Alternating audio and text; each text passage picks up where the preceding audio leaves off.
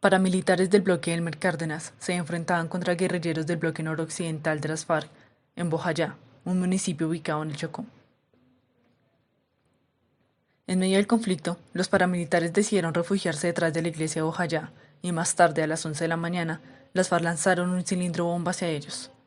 El cilindro cayó dentro de la iglesia, en la cual se refugiaban aproximadamente 300 personas, y la explosión causó que la iglesia quedara completamente destruida, al igual que sus alrededores.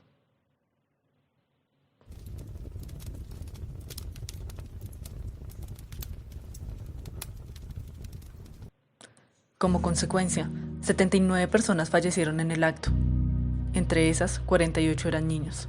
Y más tarde, 6 personas más fallecerían de cáncer, ocasionado por la exposición a la explosión.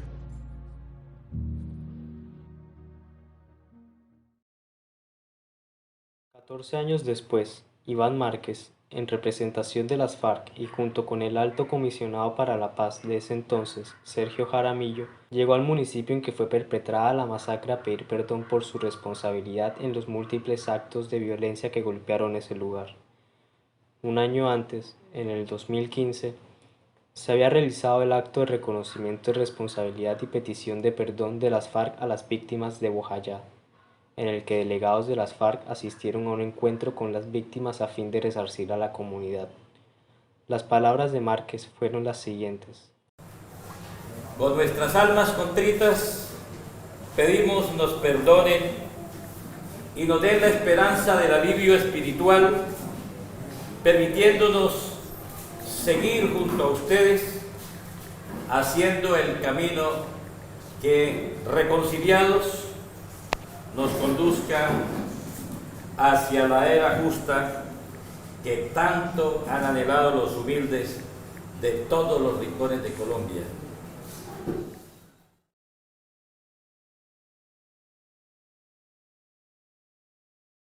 Pues creemos que ha sido el inicio, como lo señalamos ayer, el inicio de un proceso de reconciliación que empezamos a construir. Los actos de reconocimiento, tanto de víctimas como de responsabilidades, y el pedir perdón por actos perpetrados contra la comunidad civil en el marco del conflicto armado por parte de los delegados de las FARC, se adecúan bajo las lógicas del Acuerdo sobre Víctimas del Conflicto denominado como Sistema Integral de Verdad, Justicia, Reparación y No Repetición. Este, a su vez, se encuentra enmarcado en el Acuerdo Final de Paz firmado entre el gobierno y esta guerrilla. En la obra Republicanismo de Philippe Petit, este precisa cómo en procura de la no manipulación de los instrumentos republicanos operan restricciones constitucionales formales que se podrían llamar constitucionalismo,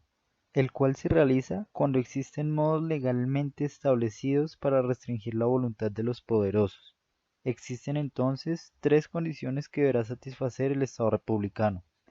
Primero, que el sistema constituye un imperio de la ley y no de los hombres. Segundo, que se dispersen los poderes legales entre las diferentes partes. Y tercero, que la ley sea relativamente resistente a la voluntad de la mayoría. Para el caso del acuerdo de paz y los actos sucesivos consecuencia del mismo, la influencia de los ideales del republicanismo se evidencian en la manera en que en un primer momento la población, mediante un plebiscito, figura que se vale del sufragio mayoritario para apoyar o rechazar una determinada decisión del Ejecutivo, expresó su inconformidad frente a los acuerdos que en consecuencia fueron renegociados. El resultado de la votación del plebiscito evidenció la polarización con respecto al apoyo de los acuerdos del gobierno con la guerrilla de las FARC, pues el 50.21% se inclinó por el no, en tanto el 49.78% de los votantes optaron por el sí. La lectura que se dé a este hecho determina si el plebiscito se erigió como un mecanismo para generar cierta resistencia de la ley frente a la voluntad arbitraria mayoritaria, como señala Petit. Dado el hecho de que no se reflejó, en este caso, la existencia de una mayoría poblacional total y por la naturaleza popular de este mecanismo de participación ciudadana, la pretensión de resaltar al plebiscito como procedimiento que ofrece a la ley resistencia frente a la voluntad popular podría verse entredicho. Es importante señalar cómo el empleo de este mecanismo también pone de manifiesto condiciones subyacentes al mismo, como es el hecho de que este es un instrumento de validación popular de decisiones tomadas por el Poder Ejecutivo, y este mismo poder queda sujeto a la decisión tomada en concordancia a su sometimiento al imperio de la ley. Por otro lado, podríamos darle una lectura diferente a este evento desde Rawls, en la cual la decisión del gobierno de llevar a cabo los acuerdos de paz, a pesar de la inconformidad de gran parte de la población, fue un acto arbitrario, pues no existió un consenso. En este acto, una minoría mayoritaria, como lo fue el gobierno de Santos, tomó la decisión de seguir con los acuerdos sin tener en cuenta el disenso que aclamaba que estos acuerdos no fueran llevados a cabo. Siguiendo esta línea, no hubo aquí una justicia consensual. La era justa,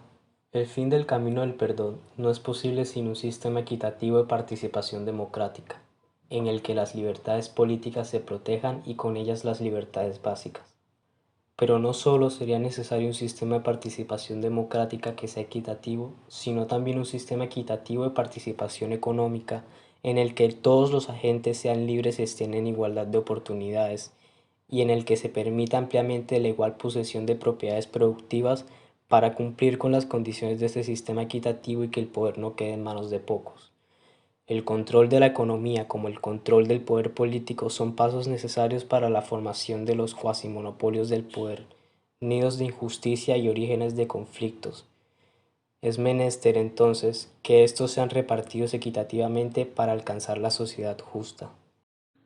Luhmann, en su obra Teoría Política del Estado de Bienestar, precisaba que el esquema gobierno-oposición no debería ser tomado por ninguna de las dos partes como un esquema moral que pretenda que solo unos son los buenos y dignos de respeto y los otros los malos, los cuales deben ser repudiados. Para poder alcanzar la democracia, decía, hay que dejar atrás tales pretensiones. Solo así, en el marco de la búsqueda del fin del conflicto armado, debemos dejar atrás el odio y el prejuicio contra los actores armados desmovilizados y dar paso a actos como este, de perdón y reconciliación, que son un paso más en el camino de la búsqueda de la paz. Canetti nos dice que el poder del perdón es un poder que cada cual se reserva y que cada cual posee, pero no todos están en la capacidad de llegar a su acto más elevado, que es la gracia, en donde se indulta o se le concede el perdón a quien no ha sido castigado por la ofensa del hecho. Esto se da gracias a que, aunque se sienta la sagrada necesidad de condenar, el acto de gracia deja abierto el camino a un poder soberano que es el ir más allá de la ofensa, es decir, que ya no va a ser necesario el castigar e imponer una pena, sino que bastará con prohibiciones tales como la no repetición, exigir una ruta hacia la verdad, la protección del territorio y la reparación de las víctimas, que son expuestas en actos que buscan el perdón y la reconciliación entre excombatientes y comunidades receptoras, y que a su vez reafirman el poder de aquellos para perdonar su transgresión.